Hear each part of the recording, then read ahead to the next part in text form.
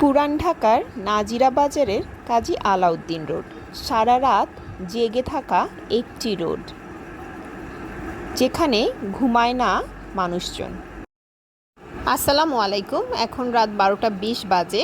আমরা বের হয়েছি পুরান ঢাকার উদ্দেশ্যে। আমাদের গন্তব্য কাজী আলাউদ্দিন রোড, নাজিরা বাজার, পুরান ঢাকা। যেই রোড কখনোই ঘুমায় না, মানে সারা রাতই এখানে খোলা থাকে। তার আগে নাজিরা বাজার যাওয়ার আগে আমরা একটু ঢাকা ইউনিভার্সিটির সাইড থেকে ঘুরে গেলাম। এখানে টিএসসি এবং আশেপাশের এলাকাগুলো একটু দেখলাম যে মধ্যরাতে কেমন থাকে। তো বেশ কয়েকজন স্টুডেন্ট বাইরে ছিল, ওরা কথাবার্তা বলছিল, আড্ডা দিচ্ছিল। কিন্তু গৃহহীন মানুষের এভাবে রাস্তাঘাটে শুয়ে থাকার দৃশ্য অনেক কষ্ট দিয়েছিল। যাই হোক, আমরা নাজিরা বাজার চলে এসেছি।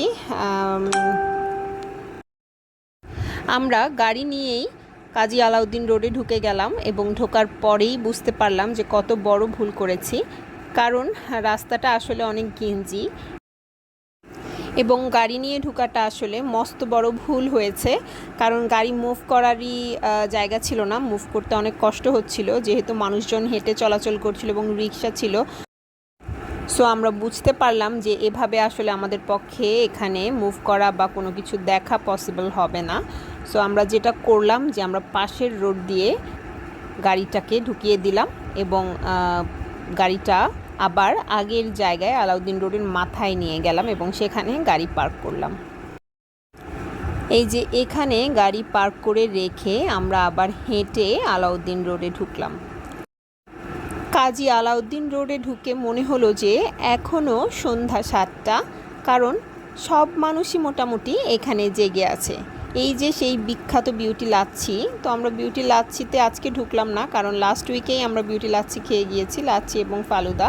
সো আমরা একটু এক্সপ্লোর করতে থাকলাম যে কোথায় যাওয়া যায়, কি করা যায়। এই সেই বিখ্যাত হানিফের বিরিয়ানি, কিন্তু দুর্ভাগ্যবশত আমরা যখন খেতে ঢুকলাম তখন তাদের বিরিয়ানি শেষ হয়ে গিয়েছিল। তো আমরা যেটা করলাম যে আমরা আবার একটু ঘুরে দেখতে থাকলাম যে কোথায় কি খাওয়া যায়, কি পাওয়া যায়। তো চলুন আপনাদেরকে একটু দেখিয়ে আনি।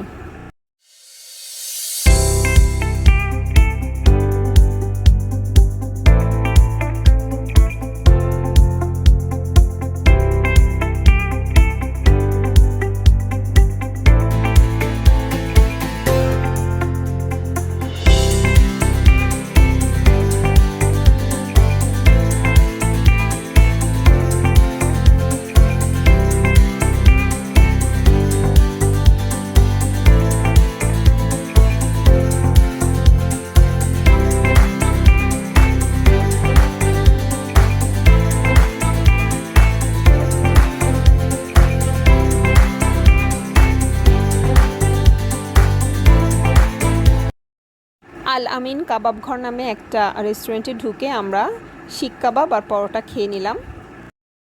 ইচ্ছা ছিল হানিফ বিরিয়ানি খাওয়ার, কিন্তু যেহেতু শেষ হয়ে গিয়েছে কিছু করার ছিল না। পরোটা কাবাব খেয়ে গেলাম চা খেতে। সেই রকম অসাধারণ একটি চা খেলাম।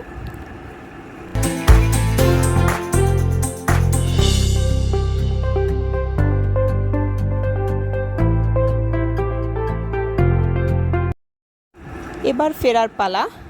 তো আমরা ফিরতি পথ ধরলাম।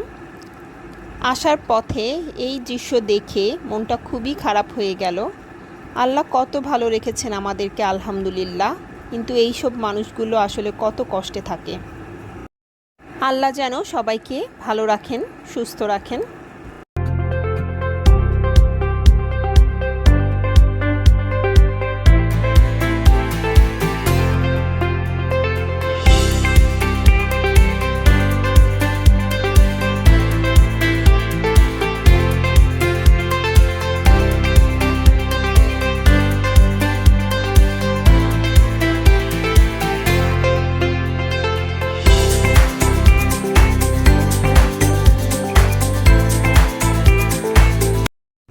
এখন রাত 3টা 17 বাজে। আমরা চলে এসেছি বাসায়। সবাই ভালো থাকবেন, সুস্থ থাকবেন। আল্লাহ হাফেজ।